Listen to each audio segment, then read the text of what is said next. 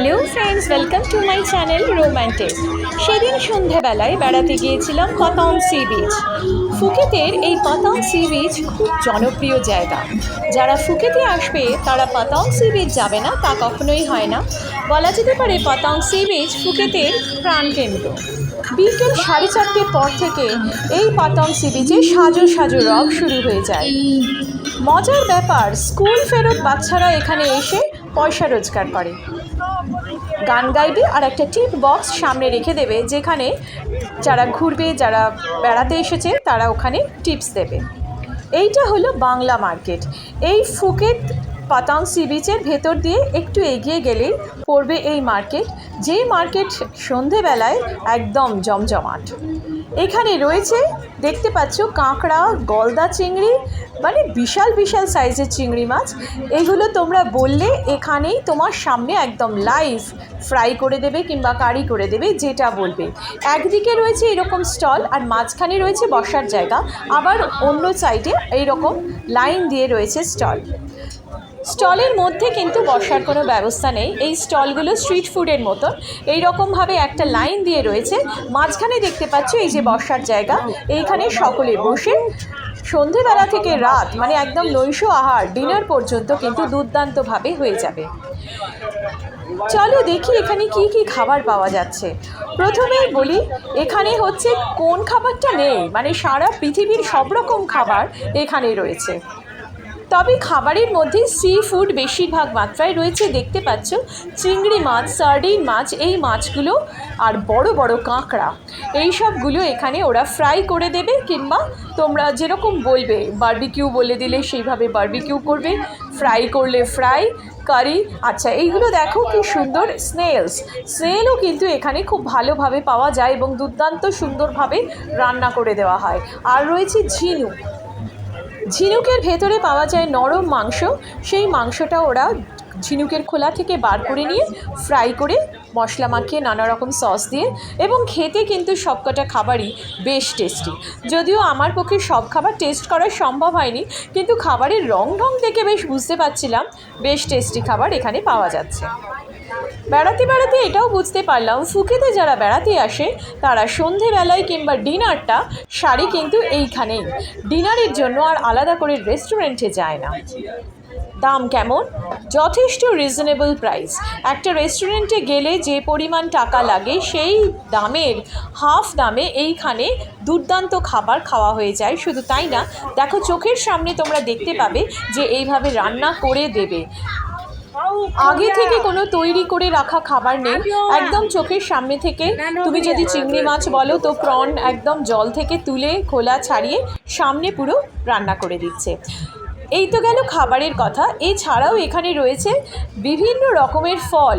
যারা fruit salad খাবে কিংবা ম্যাঙ্গো স্টিকি রাইস এখানকার খুব বিখ্যাত খাবার। দেখতে পাচ্ছ কত ড্র্যাগন ফ্রুট রয়েছে, এই রকম প্রচুর ফল রয়েছে যেগুলো কিন্তু তোমরা স্যালাড হিসেবে খেতে পারো। যারা স্টেক খেতে ভালোবাসো তারা এখানে, মানে এই জায়গাটা হচ্ছে তাদের জন্য স্বর্গরাজ্য। অসাধারণ সব স্টেক আছে এবং খেতে সেগুলো দুর্দান্ত। যারা রোস্টেড খাবার পছন্দ করো সেটাও রয়েছে এখানে। দেখতে পাচ্ছ এখানে রোস্ট করে রাখা রয়েছে ফিশ, এবং খুব সুন্দর কলা পাতাতে করে তোমাকে সার্ভ করা হবে। যারা মোমো খেতে ভালোবাসো এখানে দেখবে ভ্যারাইটিস অফ মোমো। এই যে দেখতে পাচ্ছ মোমোগুলো দেখো নানা রকম। ইভেন এখানে অনেক রকম, যেমন প্রন মোমো রয়েছে, এগুলো কিন্তু ভেজ মোমো। সেখানে ওই কালার্ড বাঁধাকপি দিয়ে তৈরি করা, এবং মোমোগুলো কিন্তু খুব উপাদেয়, খুবই টেস্টি খেতে। একটাই সমস্যা, সেটা হচ্ছে যারা এসি ভালোবাসো তারা কিন্তু এখানে এসি পাবে না, কারণ স্টলগুলো রাস্তার দুপাশে রয়েছে। রাস্তার মাঝখানেই বসার জায়গা, সেই বসার জায়গায় সেখানে বসে খেতে হবে। তবে হ্যাঁ, বিকেলের পর থেকে সন্ধ্যের দিক থেকে খুব সুন্দর হাওয়া দেয়, তাই সেই রকম গরম করে না এবং আরাম করেই খাওয়া যায়। আমার খুব একটা গরম করেনি, প্রচুর হাওয়া দিচ্ছিল, সেই জন্য সেই যে গরম ব্যাপারটা সেটা কিন্তু খুব একটা লাগে না। এই রকমারি স্ন্যাক্স সি ফুডের সাথে, মানে ফ্রাইড আইটেম সব কিছুই রয়েছে। এর সাথে রয়েছে রাইস, নানা রকম রাইস তোমরা পাবে, আর তার সাথে তোমরা পাবে চাউমিন। ফুকেট, থাইল্যান্ড এই জায়গাগুলো বেড়াতে এলে সবাই এই ম্যাঙ্গো স্টিকি রাইসটা একবার টেস্ট করে দেখে, আর দেখে প্যানকেক। এখানকার ব্যানানা প্যানকেক, চকলেট প্যানকেক, সেটাও কিন্তু দুর্দান্ত খেতে। যারা খেতে ভালোবাসে তাদের জন্য তো খাবারের জায়গা রয়েছে, আর যারা ভালোবাসে আনন্দ, নাচ গান কনস্ট্যান্ট হতে চলেছে। রাস্তার ওপরে দাঁড়িয়ে দাঁড়িয়েও তোমরা নানা রকম ডান্স দেখতে পাবে। এখানে বিখ্যাত পোল ডান্স, এছাড়াও নানা রকম ডান্স রয়েছে দেখতে পাচ্ছ। এরা দাঁড়িয়ে দাঁড়িয়ে যে ফটো তুলবে, এইখানে তোমার ওরা ওই কার্ড নিয়ে ঘুরছে, যে কার্ডেতে টাকাটা লেখা আছে, কত টাকা কি লাগবে সেটা বলে। কিন্তু অবশ্যই আমি বলবো তোমরা একটু সাবধান হয়ে এই ব্যাপারে এগোবে, কারণ এরা যেটা লেখা থাকে তখন আস্তে আস্তে কিন্তু তুমি যখন মানে ব্যাপারটা পছন্দ করছো তখন কিন্তু তোমাকে আরও বেশি টাকা দিতে হবে। সেই জায়গাটা একটু মাথায় রেখে কিন্তু এইখানে টাকা খরচ করবে এন্টারটেনমেন্টের জন্য। এখানকার মানুষজন বেশ ভালো, ভাষার খুব একটা সমস্যা হয় না, যদিও ইংলিশটা এরা কমই জানে, কিন্তু বুঝিয়ে দিতে পারে ইশারায়, এদিক ওদিক করে মোটামুটি বুঝিয়ে দেয়। বাট যেটা বলার সেটা হচ্ছে ভীষণ কোঅপারেটিভ। এখানকার মানুষজন বেশ হেল্পফুল, বেশ কোঅপারেটিভ, তাই কোনো রকম অসুবিধা হওয়ার কথা নয়। বলা যায় খুব ট্যুরিস্ট ফ্রেন্ডলি জায়গা এই ফুকেট। আমি ঘুরে ঘুরে বেশ টায়ার্ড, সব কিছু খাওয়া দাওয়া করে এবার এলাম আমি আইসক্রিম রোল খেতে।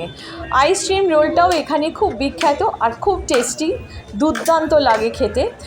শুধু আইসক্রিম রোল মানে ফুকেতে বিখ্যাত বলে নয়, থাইল্যান্ড রিজিয়নটাতেই আইসক্রিম রোলটা খুব চলে। এমনি আইসক্রিম কম পাওয়া যায়, আমি দেখলাম বার আইসক্রিম, কিন্তু সেভাবে এমনি যে আইসক্রিম আমরা খাই সেই আইসক্রিম কম। বেশিরভাগ লোকজনই ভিড় করেছে আইসক্রিম রোল খাওয়ার জন্য।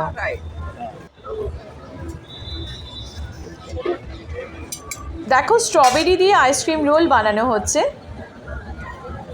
আর এদিকে বানানো হচ্ছে ম্যাঙ্গো। আইসক্রিম রোলটা করার পরে তারপর ম্যাঙ্গোটাকে স্লাইস করে কাটছে, আর এইদিকে এই যে স্ট্রবেরিকে ভালোভাবে প্রথমে আইসক্রিমের এই লিকুইড ব্যাপারটা ভালো করে রেখে তার উপরে কিন্তু স্ট্রবেরিটাকে ভালো করে দেওয়া হচ্ছে। এরপর এটাকে মিক্স করা চললো বেশ অনেকক্ষণ ধরে। মানে রীতিমতো একটা আইসক্রিম রোল খেতে গেলে তোমার হাতে একটু সময় রাখতে হবে, তোমাকে দাঁড়িয়ে থাকতে হবে 10 মিনিট, তবে কিন্তু তুমি একটা ভালো মতন আইসক্রিম রোল পাবে খেতে। আজকে এই পর্যন্তই করছি, এরপর আবার একটা পর্বে নিয়ে আসবো ফুকেটের আরও অন্য খাবার দাবার। আজকের মতন টাটা।